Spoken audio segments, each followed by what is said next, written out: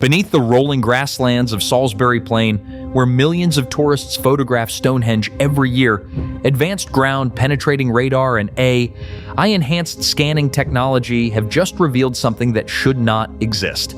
Buried under the soil surrounding the world's most famous prehistoric monument, hidden for nearly 5,000 years, are the remains of an underground megacomplex so vast and so precisely engineered that researchers are calling it the most significant archaeological discovery in Britain in over a century.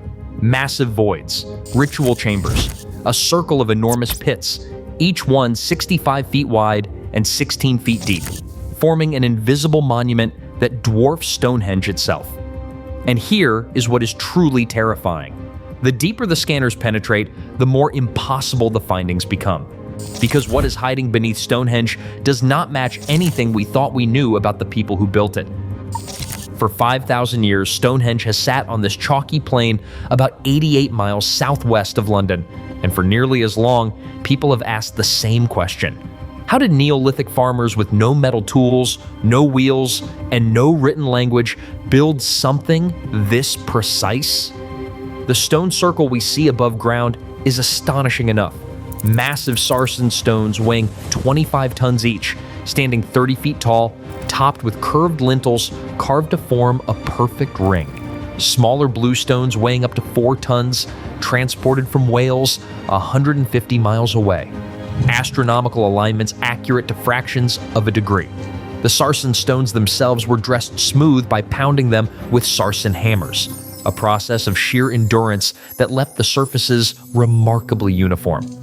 The lintels sitting atop the uprights are connected by mortise and tenon joints, a carpentry technique applied to stone. The ends of the curved lintels interlock with tongue and groove joints, holding them together in a continuous ring.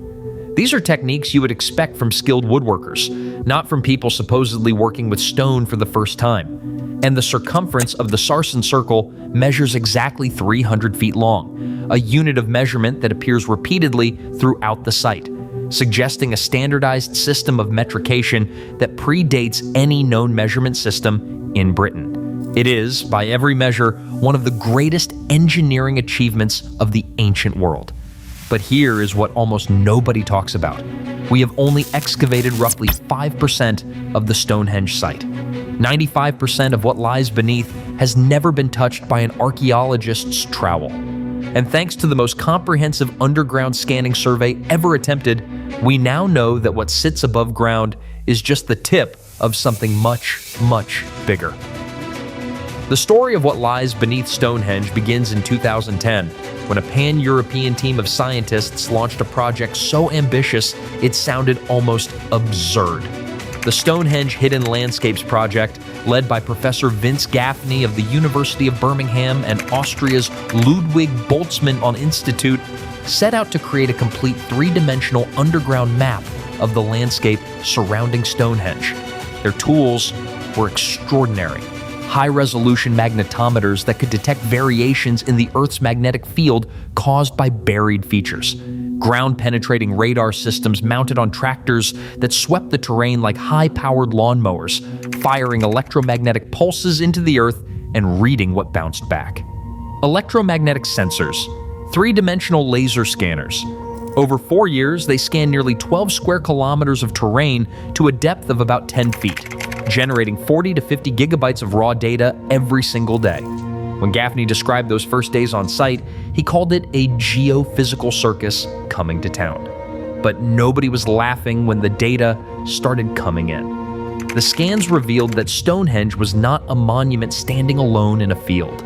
It was the centerpiece of a vast underground ceremonial complex, a hidden world teeming with structures that had been invisible for millennia. The sheer volume of data was staggering. Nearly 3,000 acres excavated virtually, making this the largest and most ambitious geophysical survey ever conducted at any archaeological site anywhere in the world. What they found beneath the familiar green fields shattered every assumption. 17 previously unknown ritual monuments were detected beneath the soil. Dozens of burial mounds that nobody knew existed. Evidence of massive timber buildings, probably used for elaborate rituals involving the dead, including exposure and defleshing of corpses before burial. ancient pits, some of which appeared to form astronomical alignments of their own. And at nearby Durrington Walls, the so-called Superhenge with a circumference of nearly a mile, the scanners detected something jaw-dropping. Up to 60 massive posts or stones, some standing 10 feet tall, had once flanked the monument. They had been deliberately toppled by Neolithic builders and buried under an earthen bank thousands of years ago. Nobody had any idea they were there. Gaffney was blunt about the implications. He told reporters that everything we think about Stonehenge was based on what we did not know, and that this was going to change how we understand the entire site. That it was not just another find, but a fundamental step forward. And he was right, because the next discovery made everything else look small. In 2020, researchers from the University of Bradford, also working under the Hidden Landscapes umbrella, announced that they had found what might be one of the largest Neolithic monuments in all of Europe. And it had been hiding underground, 2 miles from Stonehenge, the entire time. Since 1916, archaeologists had known that some holes existed beneath the surface near Durrington Walls. They assumed they were natural sinkholes or shallow ponds used to water cattle. Nobody thought much of them. Then the ground-penetrating radar data told a very different story. These were not cattle ponds. They were massive engineered pits, at least 20 of them, each one spanning 20 meters across and plunging 5 meters into the chalk bedrock. They were arranged in a near-perfect circle surrounding Durrington Walls, spaced at roughly equal intervals from the central henge. The precision of this spacing meant the builders had some kind of counting or measurement system. They had paced these enormous excavations off, positioning each one with deliberate accuracy across a landscape covering more than 3 square kilometers. Think about what that means. Thousands of years before the construction of the Great Pyramid, people on Salisbury Plain were digging holes the size of swimming pools to a depth of 16 feet, arranging them in a mathematically regular circle more than a mile in circumference. And they were doing this using nothing but antler picks and woven baskets. Here's what makes this discovery especially disturbing. Vince Gaffney believes this circle of pits marked a boundary, a forbidden zone similar to what archaeologists call the Stonehenge envelope. If Stonehenge was associated with death and burial, then Durrington Walls was about the living. It was where people feasted and gathered while they built Stonehenge. But this underground circle suggests that Durrington Walls was also a sacred space, one so important that its boundaries had to be marked by monumental effort.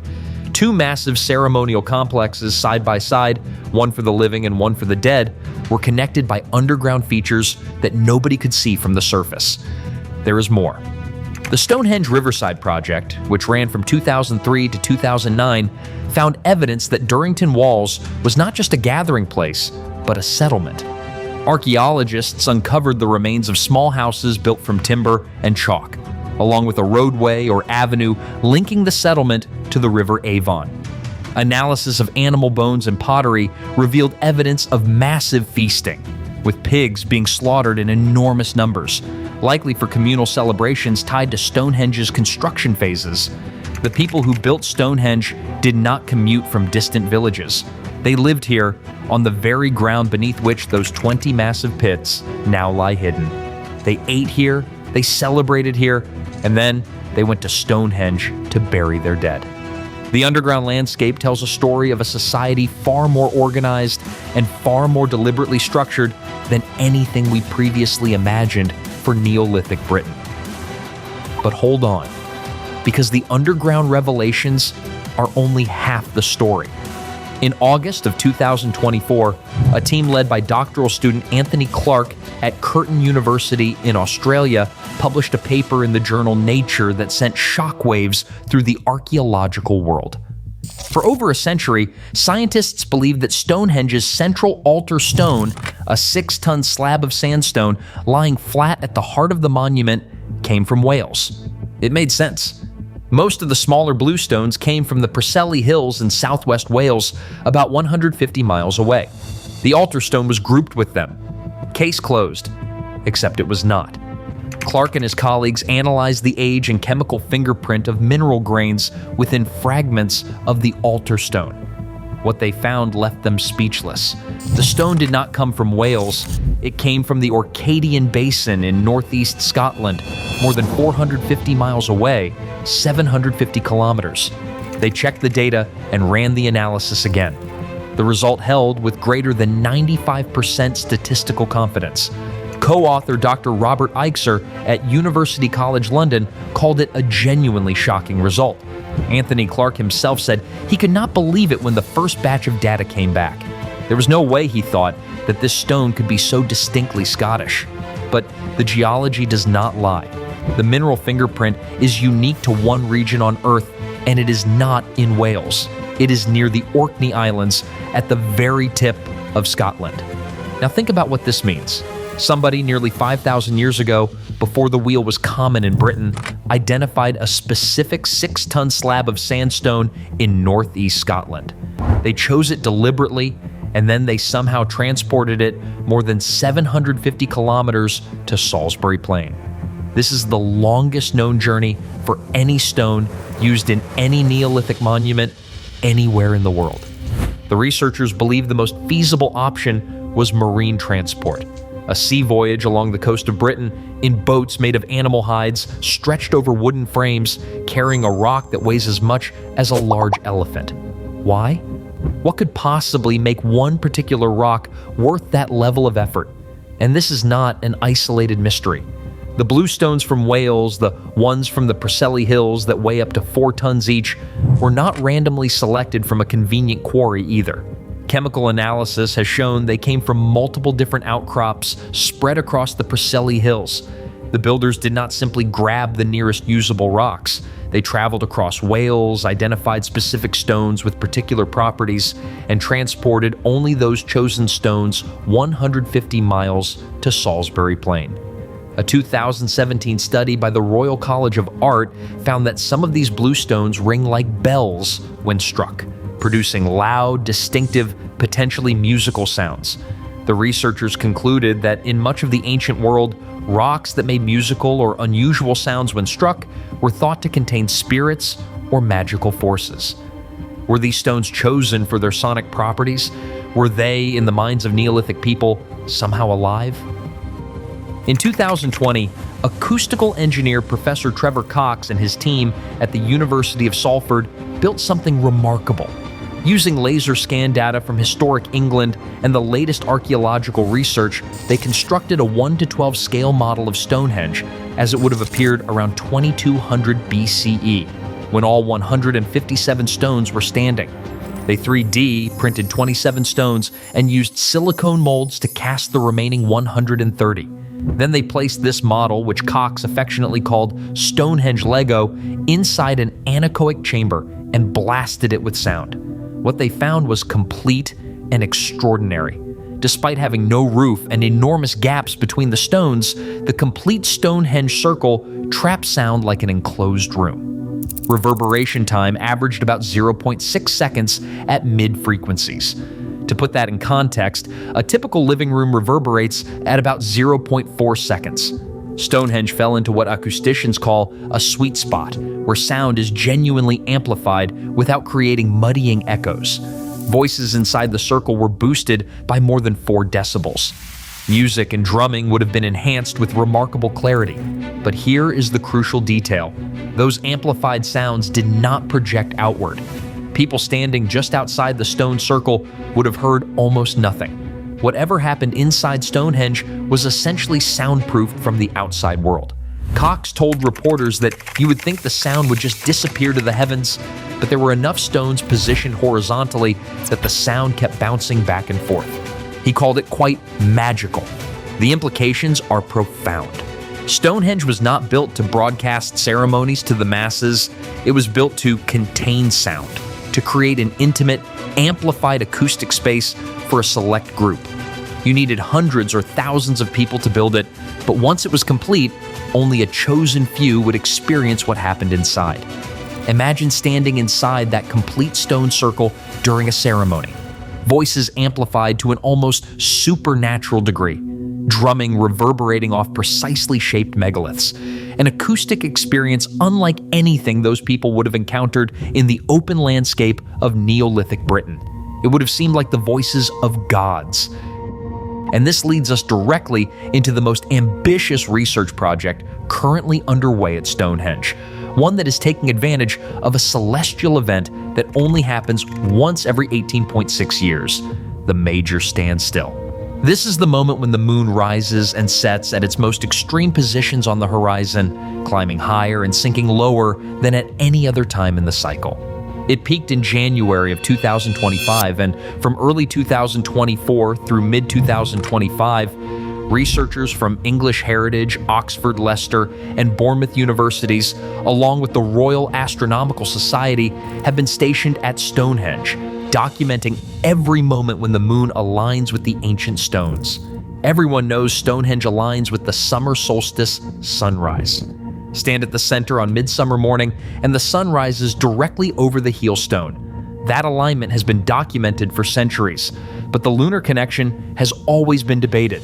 The four station stones, positioned in a rectangle around the main circle, have long been suspected of aligning with the moon's extreme positions during the major standstill. Now, for the first time in a generation, scientists are testing this hypothesis with modern instruments, and what they are finding is deeply unsettling. The cremation burials at Stonehenge, the remains of up to 240 people interred in and around the 56 Aubrey holes, are not randomly distributed. They cluster in the southeastern section of the monument, and those southeastern Aubrey holes correspond precisely with the direction of the southernmost moonrise during a major lunar standstill. This was not an accident. The dead were placed in alignment with the moon. Let me put the Aubrey holes in context because they represent one of the most mysterious features of the entire site. 56 chalk pits, each about 1 meter deep and 1 meter wide, arranged in a near-perfect circle, 86.6 meters in diameter, just inside the earthen bank.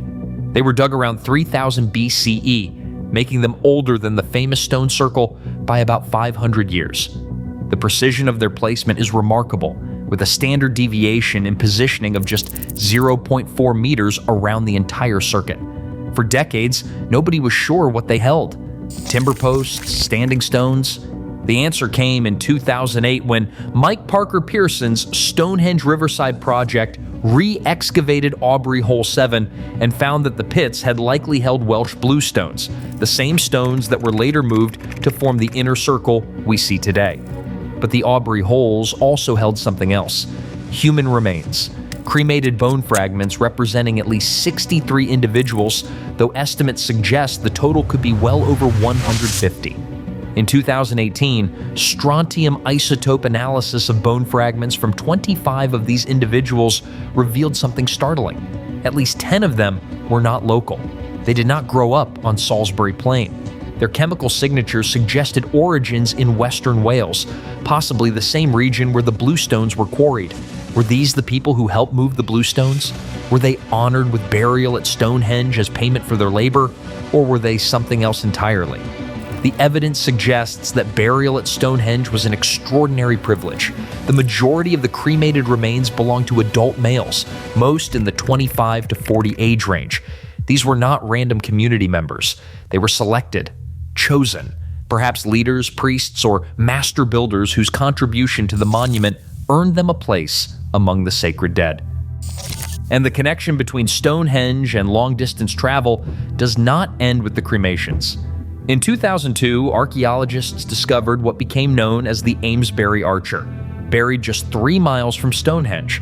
This man, dated to between 2400 BCE and 2200 BCE, was interred with the richest collection of grave goods ever found in a Bronze Age British burial.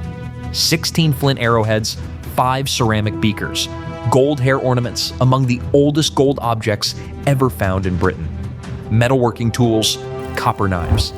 Analysis of his tooth enamel showed he grew up in the ALPS region of Central Europe, probably modern-day Switzerland or Germany. He had traveled over 1,000 miles to reach Stonehenge, and he was not alone. A second burial nearby, the Boscombe Bowmen, contained remains of people who had also come from continental Europe. Stonehenge was drawing people from across the known world, long before the Romans, long before the Celts, long before written history. And these people were being buried in the ground surrounding the monument, adding to the underground layers of human remains that the scanners are now detecting. Now combine all of this: the underground mega monument at Durrington Walls, the 17 buried ritual structures, the 60 toppled stones hidden beneath the earth, the altar stone hauled 750 kilometers from Scotland, the acoustic engineering that contained sound for an elite view, the cremation cemetery aligned with the moon's most extreme positions, the people from Wales buried alongside people from Salisbury Plain. When you lay all of these findings over each other, a picture emerges that contradicts nearly everything the textbooks say about Neolithic Britain. These were not isolated farming villages gradually stumbling into monument building. This was a coordinated pan-British operation. Stones were sourced from Scotland, Wales, and southern England, then assembled on Salisbury Plain with engineering precision. Modern acoustic researchers describe the results as a sweet spot. People traveled from across the British Isles to build, to worship, and to bury their dead. The underground landscape was shaped and modified on a scale that would require thousands of people working for decades. In 2025, Professor Michael Parker Pearson at University College London published research arguing that Stonehenge was not primarily a temple or an astronomical observatory. It was a political statement, a symbol of unity. In a period when farming communities across Britain were facing the arrival of newcomers from continental Europe, specifically from what is now the Netherlands and Germany, Stonehenge was built using materials from every corner of the British Isles to forge a shared identity. Stones from Scotland, stones from Wales, local sarsen from the Marlborough Downs. People from distant regions were buried together in the same sacred ground. The underground monuments and the above-ground circle were part of a single, integrated statement. We are one people. This is our land. Ironically, if this theory is correct, the very newcomers that Stonehenge was built to resist eventually embraced the monument as a cornerstone of their own cultural identity. The Beaker people, as archaeologists call these continental arrivals, continued to bury their most important dead near Stonehenge for centuries after their arrival.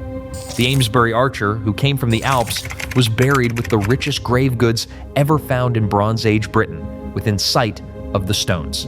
Stonehenge had become something bigger than any single culture. It had become universal. If this interpretation is correct, it transforms everything. Stonehenge was not a site of mystical worship disconnected from everyday life. It was the political and spiritual capital of Neolithic Britain, a place where alliances were forged, identities were created, and the dead from across a vast territory were brought together in a shared monument to collective power. The underground features, invisible from the surface, were the foundation on which this entire system rested. Before we go too far, we need to address the skeptics. The underground pits at Durrington Walls. Some researchers argue these could be natural solution hollows in the chalk that were later modified by Neolithic people rather than entirely artificial constructions.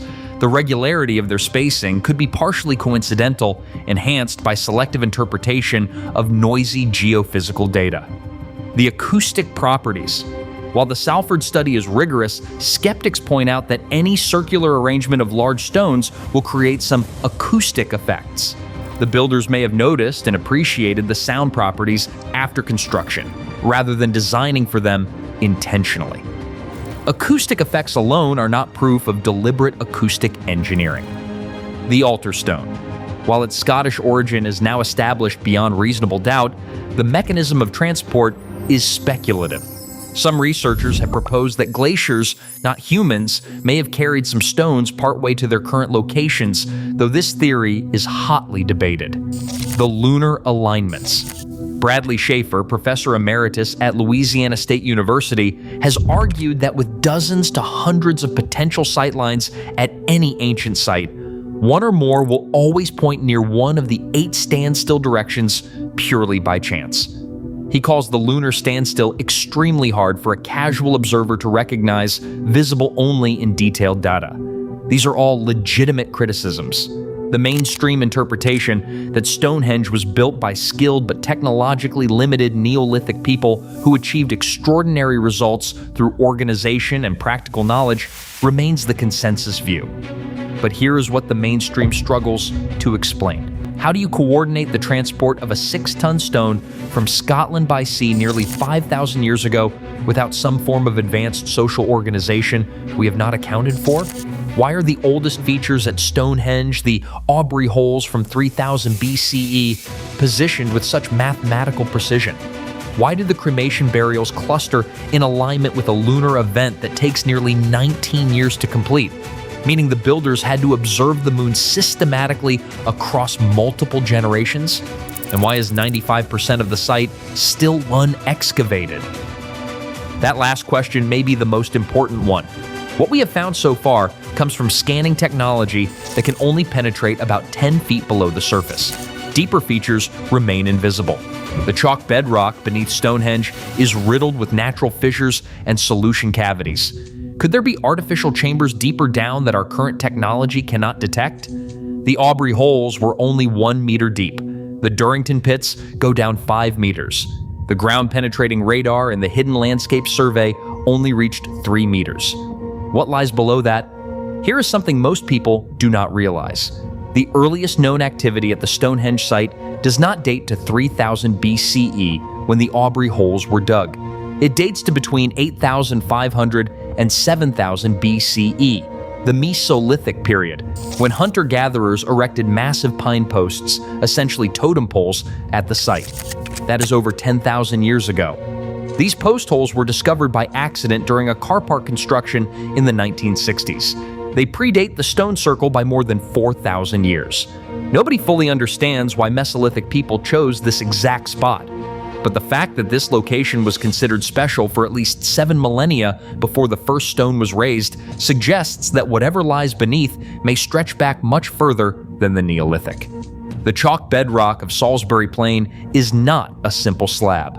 It is a complex geological formation riddled with natural fissures, underground water channels, and solution cavities formed over millions of years. Some researchers have speculated that natural features in the bedrock, things like underground springs or unusual acoustic properties of the chalk itself, might have attracted prehistoric people to this particular spot. If that is the case, then what the ground-penetrating radar cannot see, the features too deep or too subtle for current technology, might hold the key to understanding why Stonehenge was built here and nowhere else. Consider what was almost destroyed. The British government spent years planning a 1.7 billion pounds tunnel beneath the Stonehenge World Heritage Site to reroute the A303 highway. UNESCO threatened to strip Stonehenge of its World Heritage status. Archaeologists warned that construction would destroy 500,000 artifacts buried in the soil. Mike Parker Pearson said they would be machined off without recording. In July of 2024, the newly elected Labour government finally canceled the project. But the controversy revealed something important.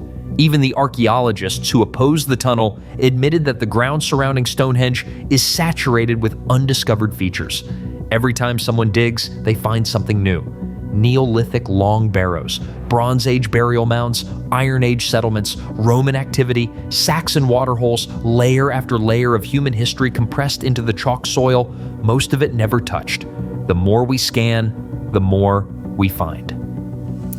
The Hidden Landscapes Project discovered 17 new monuments in 4 years.